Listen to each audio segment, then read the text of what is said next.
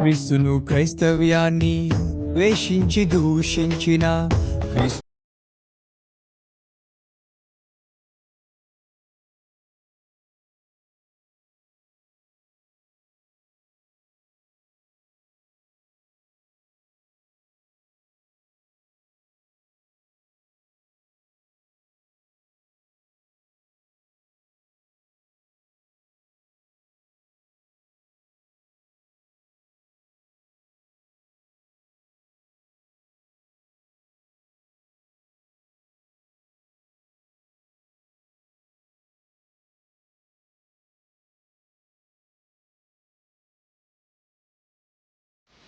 ఇశ్రాయేలు 450 సంవత్సరాలు ఐగుప్తులో ఉన్నప్పుడు వారు యుద్ధాలు చేయటం మానేశారు. యుద్ధానికి సంబంధించినటువంటి కత్తులు పట్టుకోవటం మానేశారు. 450 సంవత్సరాలు కూడా ఇశ్రాయేలు ఐగుప్తులో ఉండి చేసిన పని ఏంటయ్యా అంటే ఇటుకలు తయారు చేసేవారు. తర్వాత కట్టెలు కొట్టుకొచ్చారు, ఇటుకలు కాల్చారే తప్ప ఇంతకు మించి వాళ్ళకి పని ఇంకేమీ లేదు. వారు బిల్డింగ్లు కట్టడమే తప్ప, ఇటుకలు కాల్చడమే తప్ప, కట్టెలు కొట్టి రావడమే తప్ప ఇక వేరే పని లేదు. అంటే ఇప్పుడు శత్రువు వచ్చి మీద పడితే వీళ్ళకి తెలిసినటువంటి విద్య అంటూ ఏదైనా ఉందంటే ఇటుకలు ఎలా తయారు చేయడమే వచ్చు.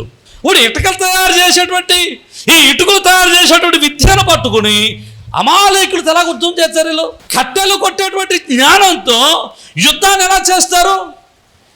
ఇటుకలను కాల్చేటువంటి అలవాటుతో యుద్ధాన్ని ఎలా జరిగిస్తారు? శత్రువులు ఎలా జయిస్తారు? ఈ సిచ్యువేషను చాలా భయంకరమైనది. ఇది అంతటికి తోడు ఒకవేళ పోళ్ళు కట్టును కొట్టినట్టే వెళ్ళి నరకేద్దామంటే వీళ్ళకి అప్పుడే అలసిపోయి సొలసిపోయి నీరు లేక బలహీనంగా ఉన్నారు.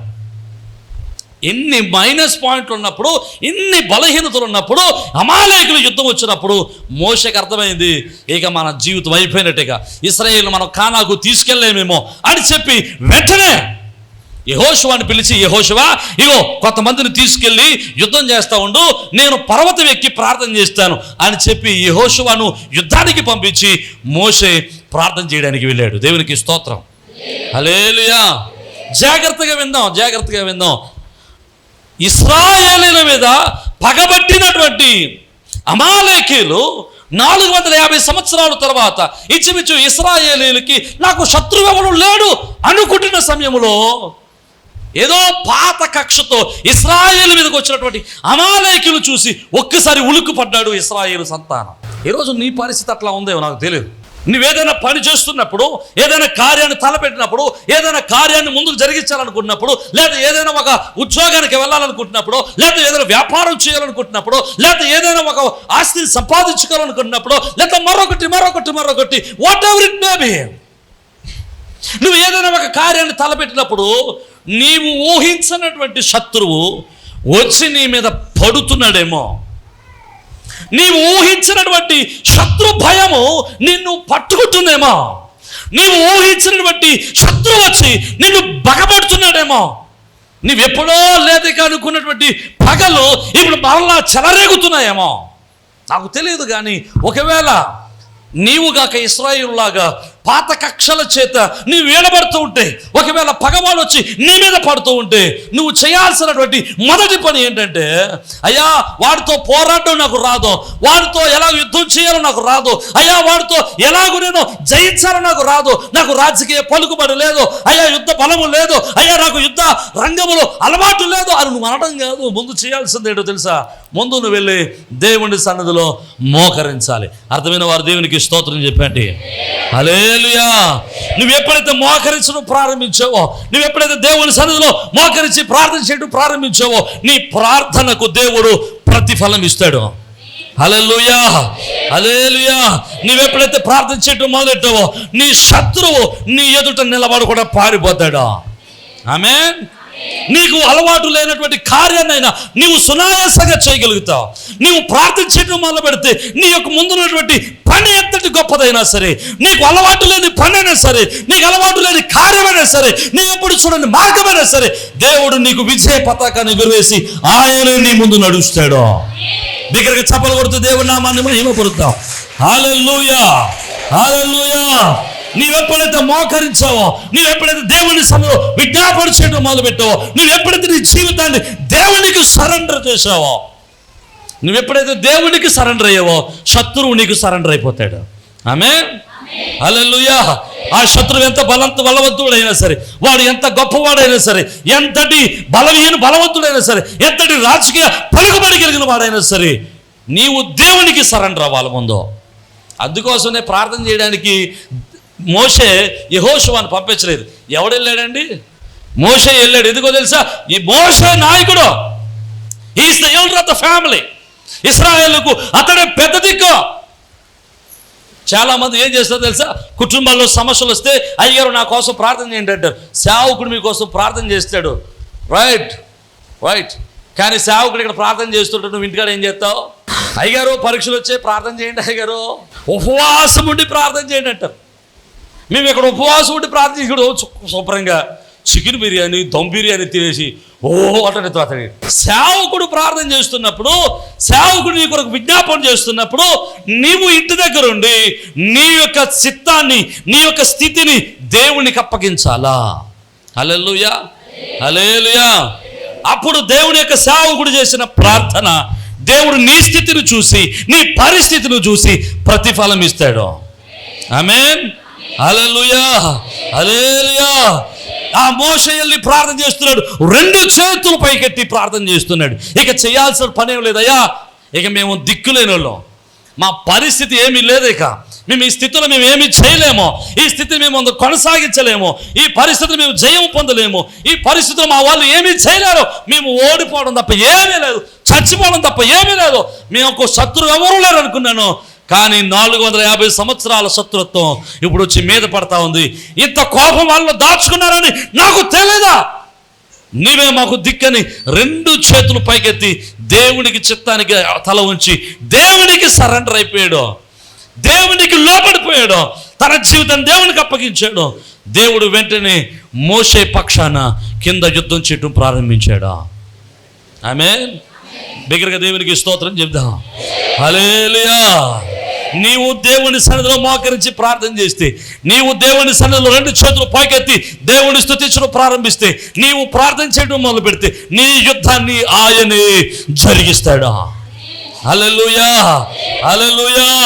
నీవు దేవుని సన్నిధిలో మోకరించి నువ్వు ప్రార్థన చేయి, దేవుని సన్నిధిలో మోకరించు, దేవుని సన్నిధిలో విజ్ఞాపన చేయి, నీ జీవితాన్ని ప్రభువుకు అప్పగించు. నీ యుద్ధమును జరిగించేవాడు యెహోవాయే. బిగ్గరగా దేవునికి స్తోత్రం చెప్దాం. హల్లెలూయా. నీవు కత్తట్టుగా అవసరం లేదు, నువ్వు కలం పట్టుగా అవసరం లేదు, నువ్వేం చేయగలదు. నువ్వు మోకరిస్తే దేవుడు నీ ఎదురున్న శత్రువులను నీకు నువ్వు కనబడకుండా ఆయన దూరంగా పారద్రోలుతాడు. ఆమేన్. హల్లెలూయా, హల్లెలూయా. ఎవరైతే నీకు విరోధయ్యానో దేవుడు ఆయనే విరోధికి విరోధిగా మారుతాడు. నీకు విరోధిగా రావాలనుకున్నాడు, ఇప్పుడు యెహోవాయే వానికి విరోధి అయ్యాడు. అర్థమైన వారు దేవునికి స్తోత్రం. హల్లెలూయా, హల్లెలూయా. నీ మీద పగ పెట్టుకున్నవారు, నీ మీద ద్వేషబుద్ధిని పెంచుకున్నవారు, నీ మీద అసూయను పెంచుకున్నవారు, ఇప్పుడు దేవుడే వారికి తగిన ప్రతిఫలము ఇస్తాడు. హల్లెలూయా, హల్లెలూయా. జాగ్రత్తగా వినండి. అమాలేకీయులు దేవుని యొక్క సన్నిధిలో ఎప్పుడైతే యుద్ధం చేస్తున్నారో, మోషే 2 చేతులు పైకెత్తి ప్రార్థన చేస్తున్నాడు, చేతులు ఎత్తుతున్నాడు. కానీ కాసేపటికి ఏమవుతుందంటే చేతులు లాగుతాయి కదండి. మనం ఎంతసేపు ఎత్తుతాం ప్రార్థన చేస్తాం చెప్పండి. అమ్మ ఆరాధనలో చేతులు ఎత్తానంటే 10 సార్లు దిగుతుంది ఆరాధన కదా. మళ్ళీ పాటగా చూతరాడా? ఆ చూతలేదా పోండ్రు ఒకసారి చూతరాడేమో మళ్ళీ ఎత్తుంది కదండి. అంతేందుకు అందరూ చేతులు ఎత్తి దేవునికి స్తోత్రం చెప్పండి అంటే శుభ్రంగా ఒకసారి చెప్తారు, మళ్ళీ దేవునికి స్తోత్రం అంటే మళ్ళీ ఎత్తరంగా ఆ చెప్పినప్పుడే ఎత్తుతారు.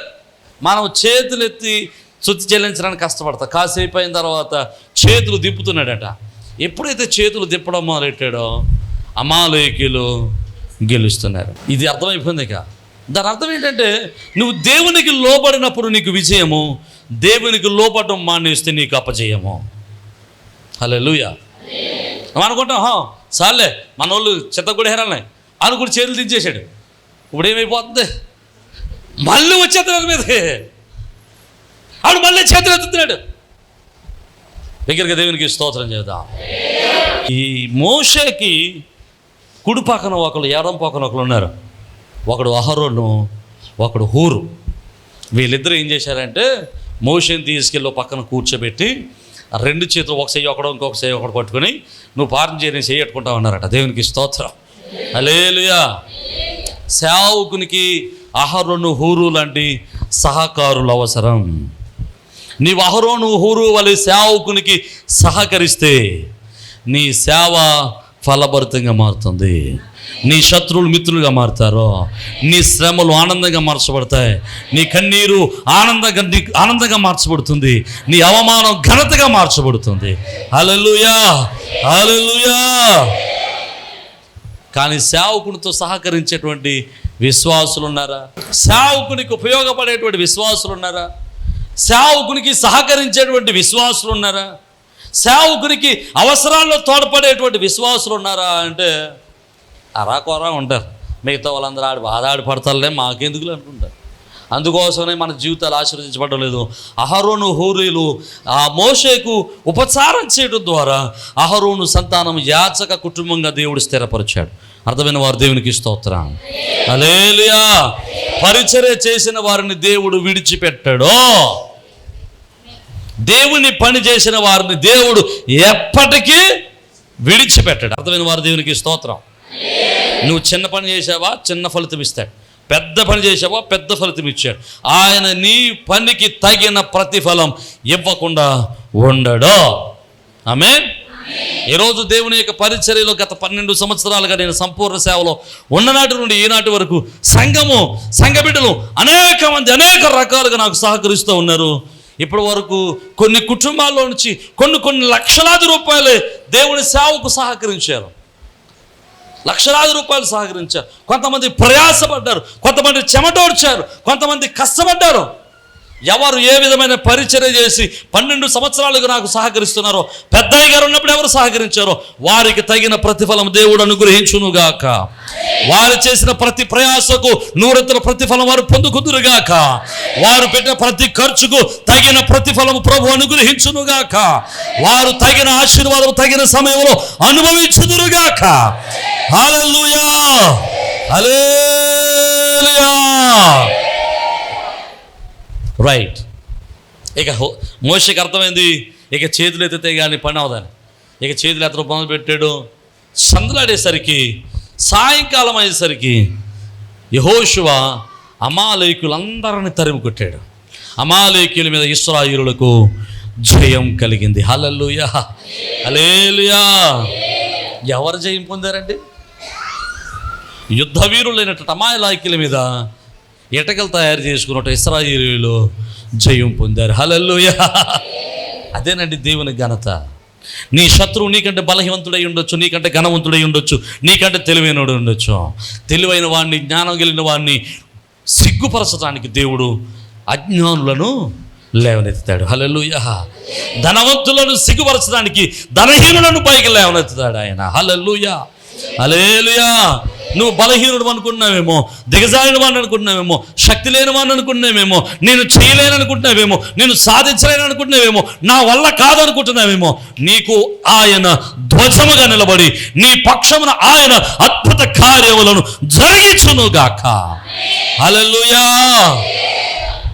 అసలు విషయంలోకి వద్దాం. 450 సంవత్సరాలుగా పగ పెంచుకున్నటువంటి అమాలేకులు సాధించింది ఏదైనా ఉందంటే ఒకటి ఉంది. ఆ మాట చెప్తాను చూడండి. నిర్గమకాండము 17వ అధ్యాయం, 16వ వచనం. అమాలేకీయులు తమ చేతిని యెహోవా సింహాసనమునకు విరోధముగా ఎత్తిరి గనుక యెహోవాకు అమాలేకీయులతో తరతరములకు యుద్ధము. వీళ్ళు అనుకుంటున్నారు మా అన్న పిల్లలతోనే మేము దెబ్బలాడుతున్నాం, నా తోబుట్టు బిడ్డలతోనే మేము దెబ్బలాడుతున్నాం, మా ఇంటి పక్కోడితోనే దెబ్బలాడుతున్నాం, మా తాతను మోసం చేసినోడితో దెబ్బలాడుతున్నాం, మా నాన్నను మోసం చేసినోడితో దెబ్బలాడుతున్నాం అనుకుంటున్నారు. కానీ ఇక్కడ ఏమైపోతుందో తెలుసా? వీళ్ళ తరతరాల కక్ష, తరతరాల యొక్క వారసత్వంగా సంపాదించుకుంటూ పెంచుకుంటూ వచ్చినటువంటి ఈ ద్వేషం, ఈ పగ, ఇప్పుడు ఈ పగ ఏమైపోయిందంటే దేవుని కోపానికి గురైపోయింది. మీకు ఇంకా బాగా అర్థమయ్యేటట్టు చెప్తాను. యాకోబు యాసావు ఎంత దెబ్బలాడుకున్నా దేవుడు ఇంటర్వేర్ అవ్వలేదంట. యాకోబు మీద యాసావు ఎంత ద్వేషబుద్ధి కలిగి ఉన్నా ఎప్పుడు కూడా యాసావును దేవుడు శపించలేదండి. యాసావును దేవుడు ఆశీర్వదిస్తూనే ఉన్నాడు. మీరు చదవండి బైబిల్లో. యాకోబు ఎంతైతే ఆశీర్వదించబడ్డాడో యాసావు కూడా అంతే ఆశీర్వదించబడ్డాడు.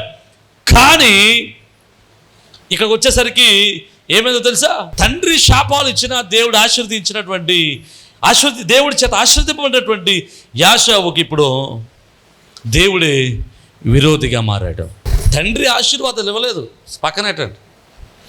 యాకోబును ఆశీర్వదించినటువంటి దేవుడే యాసావును కూడా జ్యేష్ఠత్వం నమ్ముకున్నా సరే యాసావును దీవించాడు, యాసావును ఆశీర్వదించాడు. యాసావుకి గొర్రెలు, ఎద్దులు, మందలు, విస్తారమైనటువంటి పనివారు ఉన్నారు. యాసావును కూడా దేవుడు విడిచిపెట్టలే.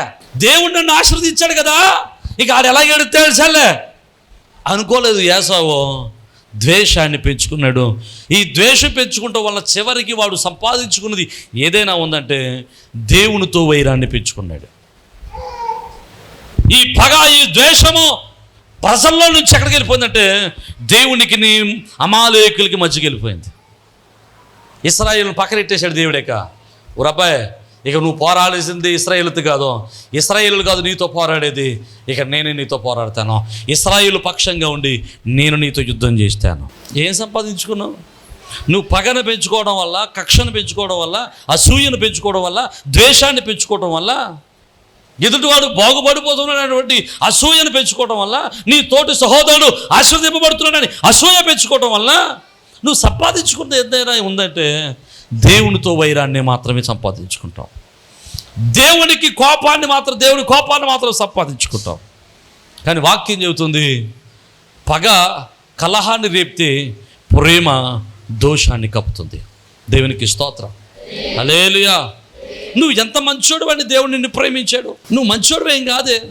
మరి యేసువారు నిన్ను ప్రేమించి నీ కొరకు ప్రాణం పెట్టాడే. మరి నీ తోటివాడిని నీకెందుకు పగ?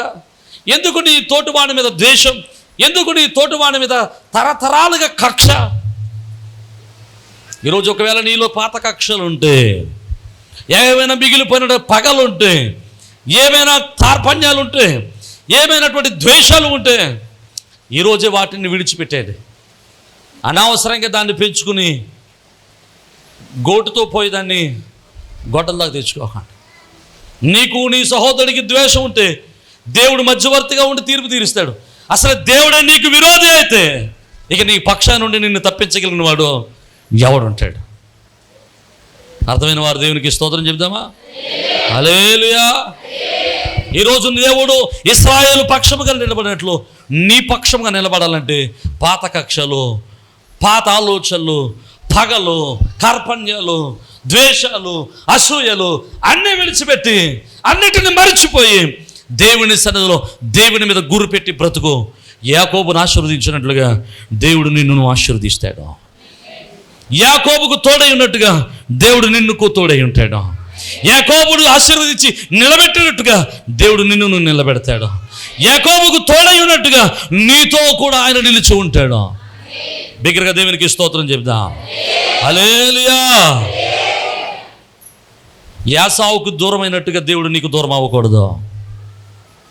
దేవుడే విరోధి అయితే అమాలేకుల పరిస్థితి ఎట్లా ఉండదండి అసలు చూడండి. ఇప్పుడట సంవత్సరం 2 సంవత్సరాలు కాదట అండి, తరతరాలు. ఈరోజు ఒకవేళ మన జీవితాలు ఏమున్నాయో ఎలా ఉన్నాయో నాకు తెలియదు, కానీ ఇంత నేను ఫస్ట్ గుండా అడిగాను, మీకు పాత కక్షలు ఉన్నాయా అని. ఉన్నాయన్నప్పుడు వెంటనే మీ హృదయాల్లో పాత కక్షలు ఉన్న వాళ్ళందరూ మీ మనసులో మెదిలే ఉంటారు. యేసయ్య నిన్ను ప్రేమించినట్లుగా, యేసువారు నిన్ను క్షమించినట్లుగా, యేసువారు నిన్ను ప్రేమించినట్లుగా నీకు ఎవరైతే ద్వేషించావో, నువ్వు ఎవరినైతే ద్వేషిస్తున్నావో, ఎవడైతే నిన్ను మోసం చేశాడో, ఎవడైతే నిన్ను ఇబ్బంది పెట్టాడో వాడి మీద పగ ద్వేషం పెంచుకోవటం మానేసి వాడిని దేవునికి అప్పగించి వాని మీద ప్రేమను పెంచుకో. ప్రభు యొక్క వాక్యం చెబుతుంది, నిన్ను వల్ల నీ పొరుగు వారిని ప్రేమించాలి. పొరుగువారిని నిన్ను ప్రేమించే వారిని ప్రేమించడం కాదు, నిన్ను ద్వేషించే వారిని ప్రేమించాలి. నీ శత్రువుల కొరకు నువ్వు ప్రార్థన చేయాలి. దేవునికి స్తోత్రం. హల్లెలూయా. నీ కుడి చెంప మీద కొడితే ఎడమ చెంపను కూడా చూపించాలా. అలాంటి ప్రేమ తత్వాన్ని మనం కలిగి ఉంటే యాకోబును దీవించి యాకోబు సంతానములో యేసుక్రీస్తు వారు పుట్టినట్టుగా యాకోబు సంతానాన్ని ఆశీర్వదించి బలపరిచి గొప్ప జనాంగంగా గొప్ప రాజ్యంగా చేసినట్లు దేవుడు నీ బిడ్డలను ఆశీర్వదించునుగాక. దేవుడు నీ సంతానమును దీవించునుగాక. నీ పగవారి మీద నీకు జయము కలుగునుగాక.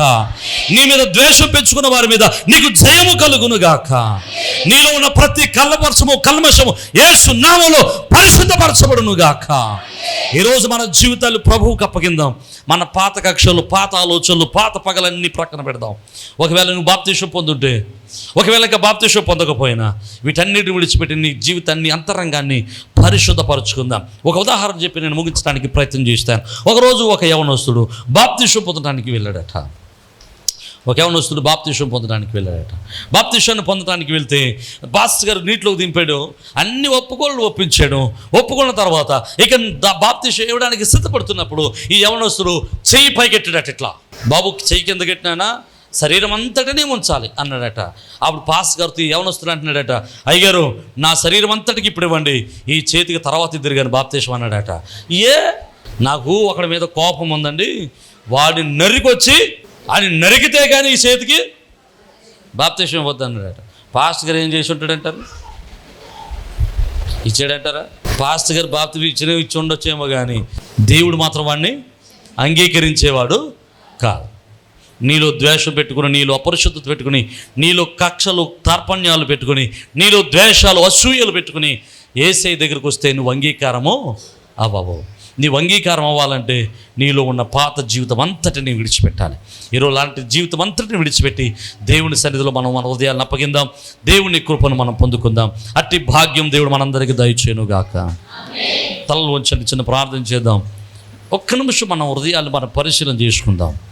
మనం క్రైస్తవులం, క్రీస్తును పోలినటువంటి వారం, విశ్వాసంలో బ్రతుకుతున్న వారం, దైవ భక్తిలో ఎదుగుతున్నటువంటి వారం, క్రీస్తును పోలిన వారమై ఉండాలి. ఈరోజు నీ మనసులో కానీ నీ హృదయాల్లో కానీ ఎవరి మీదైనా కక్షలు, ఎవరి మీదైనా ద్వేషం, ఎవరి మీద అనసూయలు, ఏదైనా పాత కక్షలు, అప్పుడు ఎలాగన్నాడు, అప్పుడు ఇలా చేశాడు, నన్ను మోసం చేశాడు, నన్ను అలాగన్నాడు ఇలాగన్నాడు అని హృదయంలో ఏదైనా పెట్టుకుని దేవుని దగ్గరకు వచ్చి ప్రార్థన చేస్తున్నావేమో, దేవుడిని అంగీకరించాడు. ఒకవేళ నీ శత్రువులు నీ మీద అనుకోని సమయంలో నీ మీద తిరుగుబాటు చేయడానికి అనుకూల సమయాన్ని ఎదురు చూస్తున్నారేమో, నువ్వు నమ్ముకున్న దేవుడు నిన్ను విడిచిపెట్టాడు. నీ చేతికి యుద్ధాన్ని నేర్పిస్తాడు. నీ మనస్సుకు నెమ్మదిని ఇస్తాడు. నీ మనస్సుకు ఆలోచన చెప్తాడు. నీ హృదయానికి జ్ఞానాన్ని ఇస్తాడు. ఎవరితో మాట్లాడాలి, ఎలాంటి కార్యాలు చేయాలి, ఎలాంటి స్థితిని కలిగి ఉండాలో దేవుడు నీకు అన్నిటిని నేర్పిస్తాడు. కానీ ఈరోజు నీ హృదయం అంతటిని శుద్ధి చేసుకో. ఎవరి మీద నీ కోపం ఉందో అన్నిటిని విడిచిపెట్టాయి.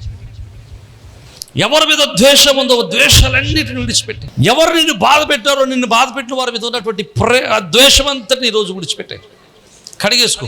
ఒక నిష్కలంకమైనటువంటి హృదయంతో ఈరోజు దేవుని సన్నిధి నుంచి ఇంటికి వెళ్ళాలి. నీ శత్రువుల మీద నీకు జయాన్ని ఇవ్వడానికి దేవుడు సిద్ధంగా ఉన్నాడు. నీ పగను ఆయన మీదకి ట్రాన్స్ఫర్ చేసే, నీకెందుకు పగ తీర్చుకోవటం నా వద్దు అంటున్నాడు ఆయన. నీకు అనవసరం. నీ కొరకు ప్రాణం పెట్టిన యేసయ్యను ఒకసారి జ్ఞాపకం చేసుకో.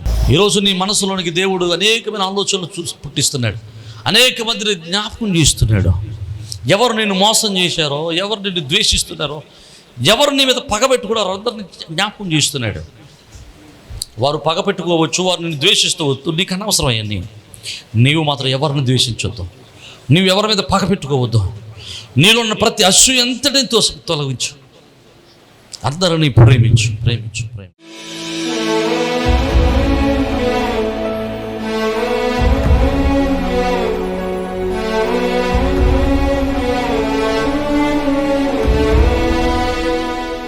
సర్వకృపాని దేనికి స్తోత్రాలు.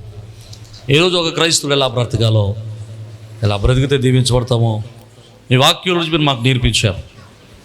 పాత కక్షలు నాయన కలహాలు, పగలు, వీటన్నిటిని మేము కలిగి ఉంటే నీకు విరోధులం అవుతామని, వాటిని విడిచిపెడితే నీకు స్నేహితులం అవుతామని ఈరోజు నీ వాక్యం చేత మాతో మాట్లాడినందుకు నీకు స్తోత్రాలు నాయన. మాలో కక్షలు, తార్పణ్యాలు, పగలు, కోపాలు, అసూయలు, ద్వేషం పెట్టుకుని నీ సన్నిధికి వచ్చి మేము ప్రార్థన చేస్తున్నామేమో, అందుకనే మేము అంగీకారం అవ్వట్లేదేమో.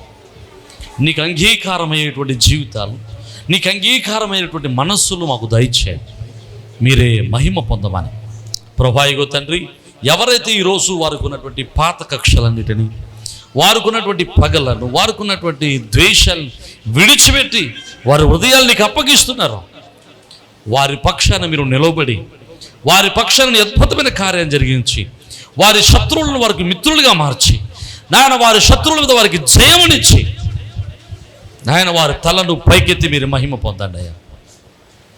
నాయన ఇగో తండ్రి, ఎవరైతే పాత కక్షల చేత నీ బిడ్డల్ని ఇబ్బంది పెడుతున్నారో, ఎవరైతే నాయన పగల చేత నీ బిడ్డల్ని ఇబ్బంది పెడుతున్నారో ప్రభా, నీ బిడ్డలు నీ సన్నిధిలో మోకరించి ప్రార్థన చేస్తున్నట్లయితే ఈ రోజే నజరేయుడైన యేసు నామములో వారి శత్రువుల మీద జయము పొందుకుందురుగాక, వారి శత్రువుల మీద జయము పొందుకుందురుగాక. యెహోవా నిస్సీ అయిన దేవుడు వారికి ధ్వజమై నిలుచునుగాక. ప్రభువా తండ్రి, నీ బిడ్డలు ప్రార్థనలో ఎక్కిపించిన ప్రతి బిడ్డలు జయ జీవితమును పొందుకుందురుగాక. నా తండ్రి ప్రార్థన మీ చేతులకు అప్పగిస్తూ యేసు నామమును బట్టి మనం స్తుతించున్నాం మా పరమ తండ్రి. ఆమేన్. అందరికీ షలోమ్.